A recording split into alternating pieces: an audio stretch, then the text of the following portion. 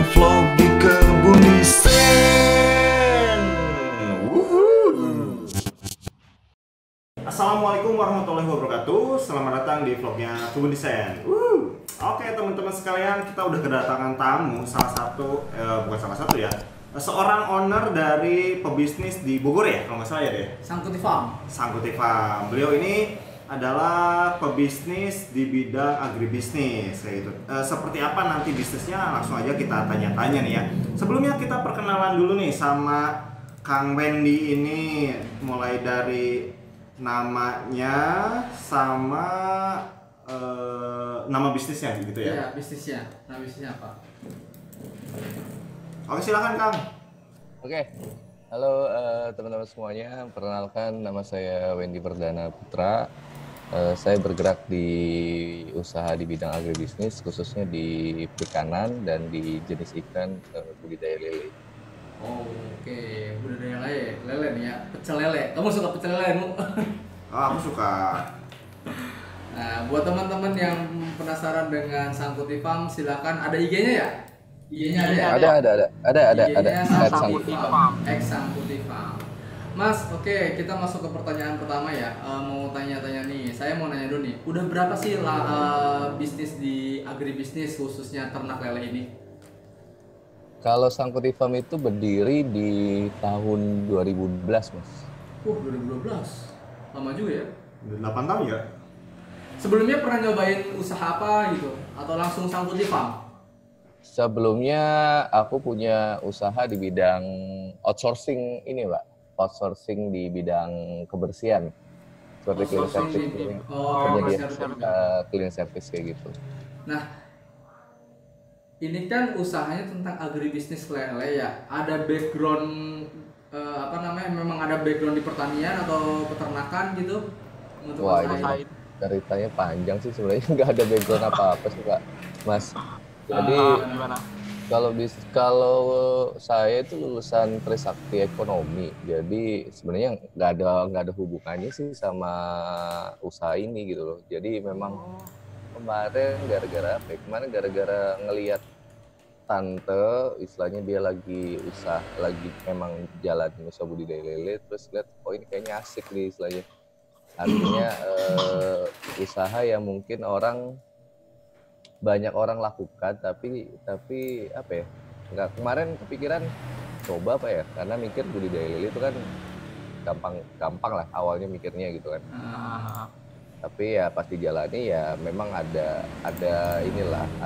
tantangan tersendiri lah di usaha, khususnya di bidang agribisnis ya, karena yang kita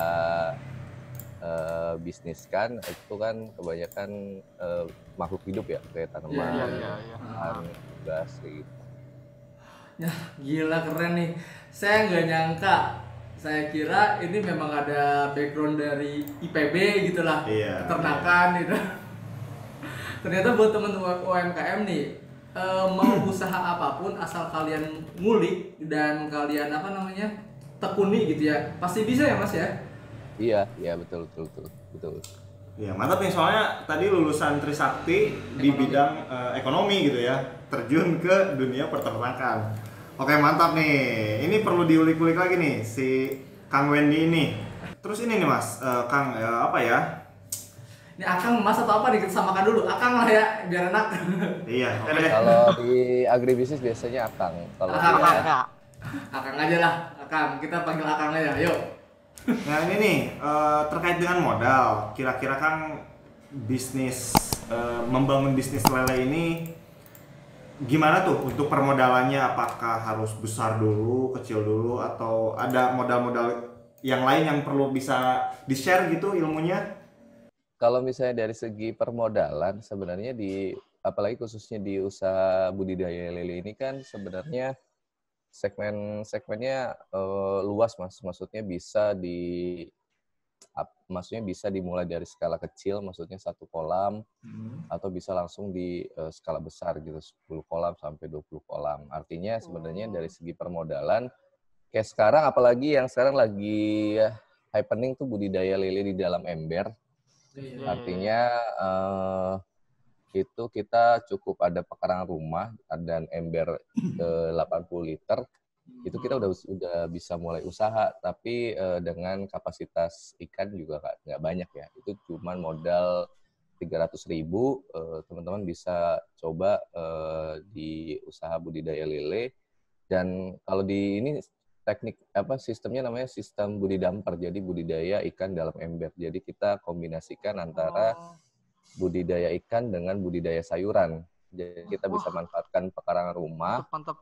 Itu untuk kita budidaya gitu. Artinya minimal kalau misalnya tidak, maksudnya tujuannya belum skala usaha dulu, tapi minimal bisa menjadi ketahanan panganan keluarga dulu. Nah, sambil budidaya, sambil belajar juga ya.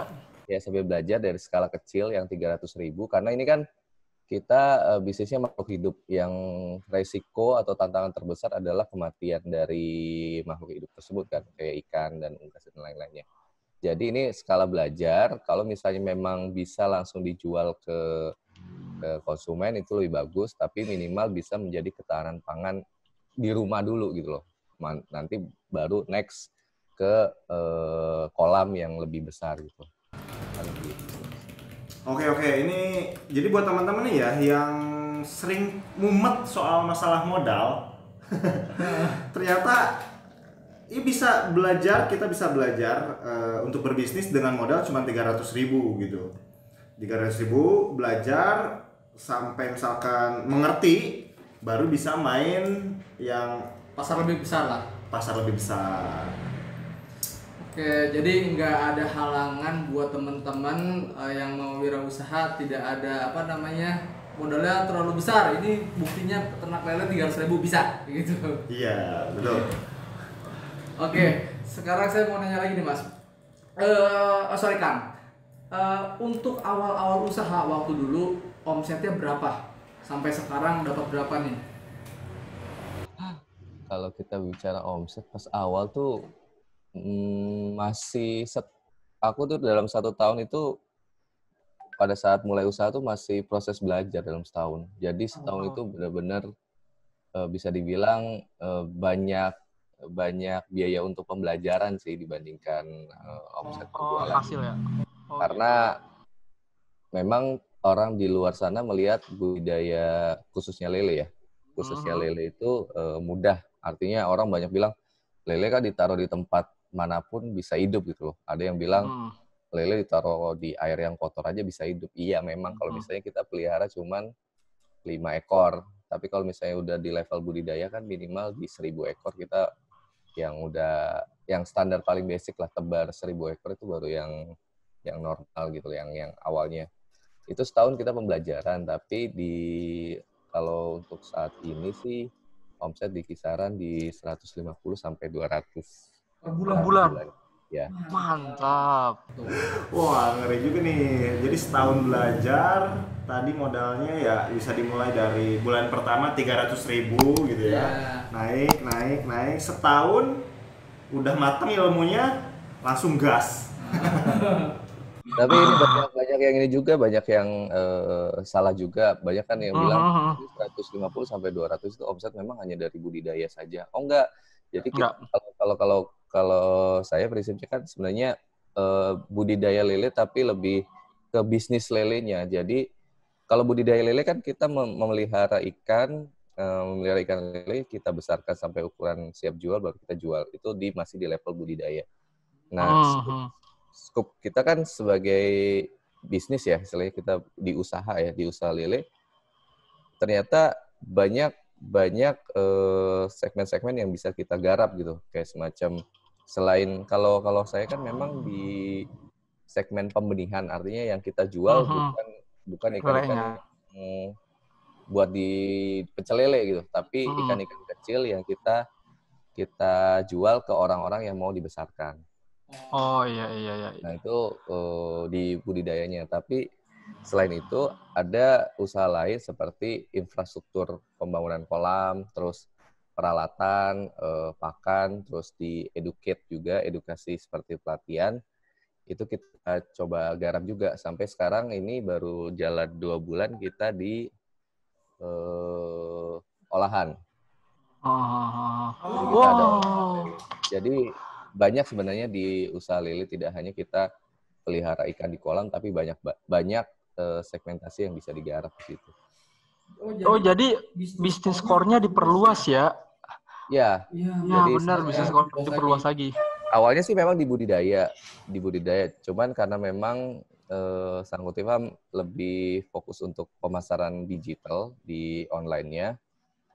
Jadi di situ banyak muncul peluang-peluang baru karena kebanyakan yang masuk di Sangkuti Farm itu pemain-pemain baru yang ingin berusaha lele. Jadi pertama dia mesen bibitnya, terus nanya, Pak kalau beli kayak semacam kolamnya di mana? Terus kayak beli pakannya di mana, peralatannya. Jadi kita kalau bisa dibilang di Sangkuti Farm itu one stop shopping untuk orang yang ingin usaha budidaya lele.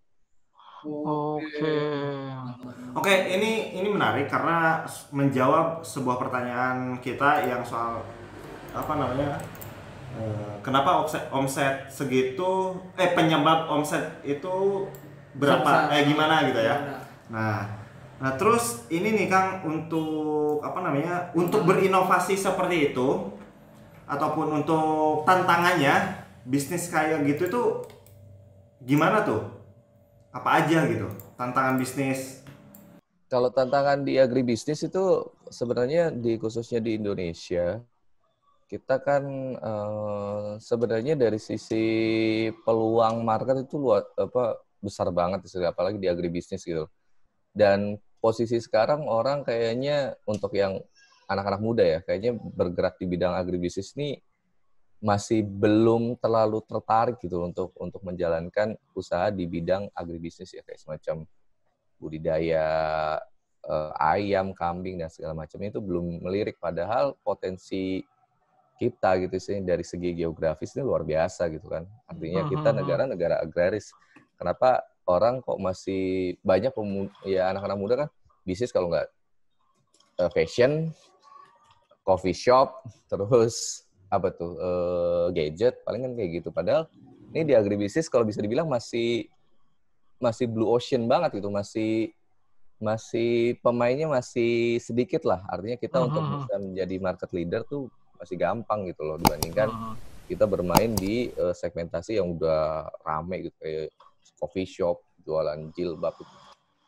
Tantangannya sih ya kembali lagi yang namanya kita di makhluk hidup, yang pasti teknik dalam kita budidaya itu harus dipahami betul, nggak bisa asal sekedar kita melihat di artikel di website atau coba-coba video-video di YouTube tanpa ada guidance lah istilahnya, cara dari awal sampai akhir dalam budidaya. Tantangannya di situ. Tapi kalau dari segi peluang nih besar banget sih kalau misalnya untuk bermain di agribisnis. Ya. Nah, itu kan tadi tantangannya ya. Jadi tips untuk teman-teman nih yang mau bikin bisnis ternak lele ini atau agribisnis ini apa nih kira-kira dari Akang Wendy?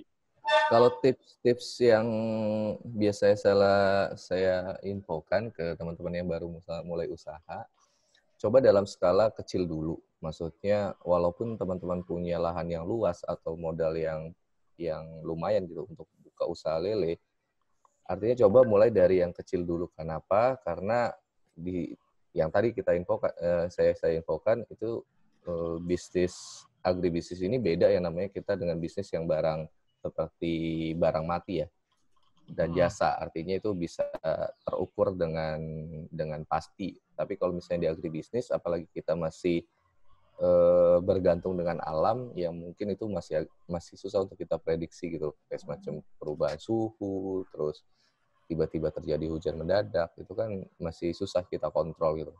Nah, yang paling penting yang pertama mulai dulu dari yang kecil dulu. Kalau misalnya sudah bisa budidaya lele di level yang kecil, otomatis tinggal dikalikan aja mau berapa. Misalnya dalam satu kolam, tebar 1.000 ekor misalnya sudah bisa.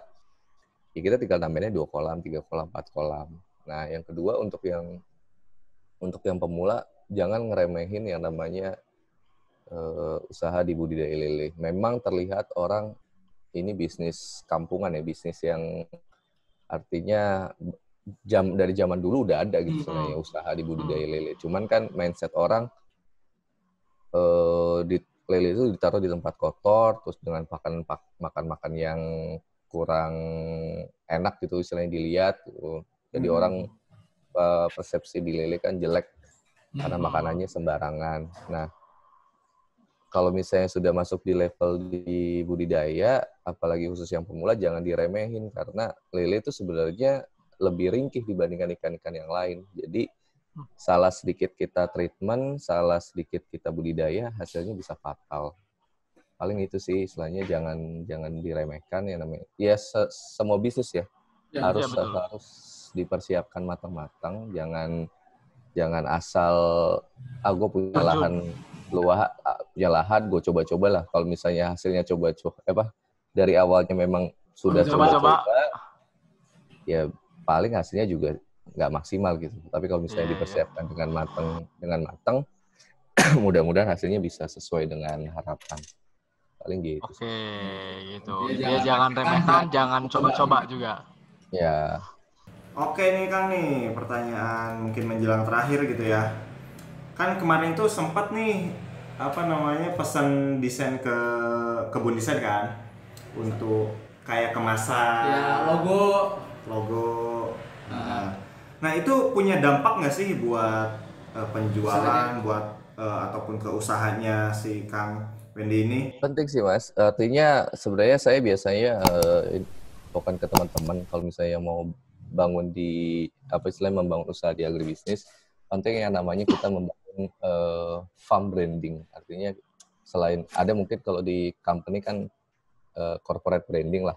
Kalau misalnya kita secara personal branding. Nah, untuk di agribisnis juga kita harus bangun farm branding. Kan farm branding itu sebuah identitas suatu usaha. Kalau ini kan sebuah farm lah, artinya farm lu tuh mau dikenal orang tuh seperti apa gitu loh. Ya. Nah, logo kan sebuah identitas yang bisa menggambarkan itu. Penting banget sih istilahnya.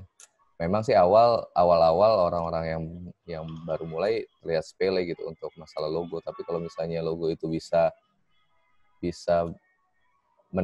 ada dampak value dari sisi identitas ya. Artinya, logonya juga menarik, orang juga akan lebih trust untuk transaksi kita atau berbisnis dengan kita.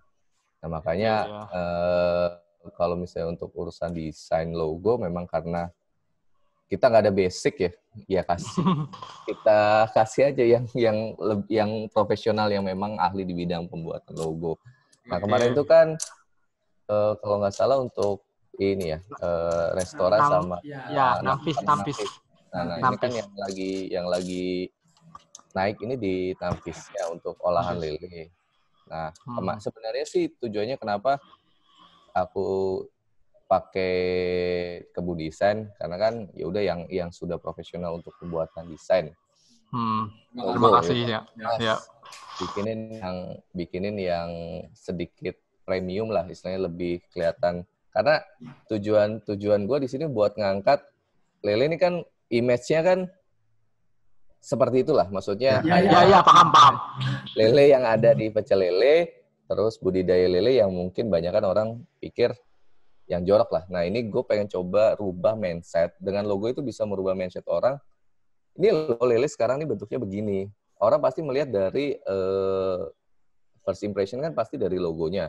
Kalau logonya sudah premium, terus dilihat kemarin kan aku juga pesan ini juga kan, Kemasan. Kemasan kan. Nah kemasannya kalau bisa ini juga supaya kita premium. Bisa menaikkan harga derajat lele itu. Menaikkan derajat lele di. Nah, alhamdulillah ini kan sebenarnya Nampis itu gue tuh udah pesannya 2 tahun yang lalu ya kalau salah. Kalau yang Nampis itu, tapi memang baru dijalanin itu 2 bulan kemarin. Dan itu responnya luar biasa istilahnya. Artinya diterima gitu istilahnya, tidak istilahnya lele tidak hanya diterima di level pecel lele tapi sudah bisa masuk ke rumah tangga gitu istilahnya, bisa jadi frozen food yang bisa disandingkan dengan nugget yang ada di kulkas gitu. Artinya ini luar biasa ya, yang selama ini lele cuman ada di pecel lele, tapi kita bisa sedikit naik derajat lah, bisa masuk di frozen food. Ada di frozen. Ini ya atas bantuan Kebun Desain juga untuk ngedesain logo kami untuk yaitu menaikkan derajat lele di mata masyarakat. Mantap. Jadi kalau kelasnya itu jadi bisa naik, ya? Nyaingi ikan emas gitu. Iya, ikan emas. Ikan emas, bahkan ikan gurame juga naik gitu. Oh iya, betul. Oke, jadi saya mau ambil kesimpulan dari percakapan hari ini ya.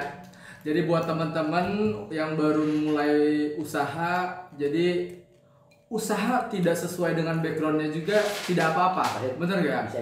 Asal kita harus paham dan harus mau belajar, seperti itu. Nah, buat teman-teman yang mau ngambil usaha di agribisnis, bisa ke Sangkuti Farm dengan modal berapa tadi? 300.000, ya nggak? Nah, kemudian setelah berbisnis atau berwirausaha, jangan lupa tadi kan pesan dari Kang Wendy bahwa bisnis core-nya bisa diperluas lagi ya. Kalau seperti Sangkuti Farm itu kan ada frozen food, ya nggak? Terus ada restonya, ada pembuatan lahan lelenya, sampai budidayanya seperti itu. Dan juga ketika berbisnis kita harus memahami teknik yang ada di dalam bisnis tersebut. Contohnya kalau misalnya teknik budidaya lele itu kan harus dipahami ya gimana cara merawat lele gitu kan ya. Karena ini kaitannya dengan makhluk hidup seperti itu. Dan jangan meremehkan usaha lele tadi ya. Benar ya? Itu bisa sebanding dengan coffee food dan lain-lain. Jadi intinya kalau kita mau usaha jangan coba-coba, harus diseriusin seperti itu. Oke, itu saja untuk kesimpulan hari ini. Oke, terus itu Kang, apa namanya tadi kan ada frozen food, apakah itu bisa dikirim keluar kota kayak gitu atau gimana Mas? Untuk sekarang kita masih fokus untuk Jabodetabek untuk saat ini, tapi beberapa reseller kita sudah ada di Bandung, udah ada. Kita merambah untuk open reseller dan distributor untuk di wilayah Surabaya dan Semarang sih sebenarnya. Untuk kita pengen kota-kota besar dulu karena kan ini bisnis frozen ini kan ya makanan beku ya, artinya dari sisi pengirimannya juga harus proper karena itu ada waktu tertentu yang harus kita kejar, jangan sampai nanti makanan beku itu nggak sampai sana malah nggak layak gitu. Jadi untuk saat ini sih masih Jabodetabek aja. Oke, buat teman-teman nih yang mau jadi reseller, open reseller nih ya, Sangkuti Farm. Nanti Instagramnya ataupun dari Sangkuti Farm kita tampilin di bawah ya, buat bisa di DM tuh. Barangkali ya, oke. Iya, betul. Bisa kerjasama, bisa join-joinan, bisa saling berbagi rezeki kayak gitu ya. Iya. Kita nih kayaknya ada tambahan mau order desain kemasan lain. Wih, mantap. Itu yang kami perlukan.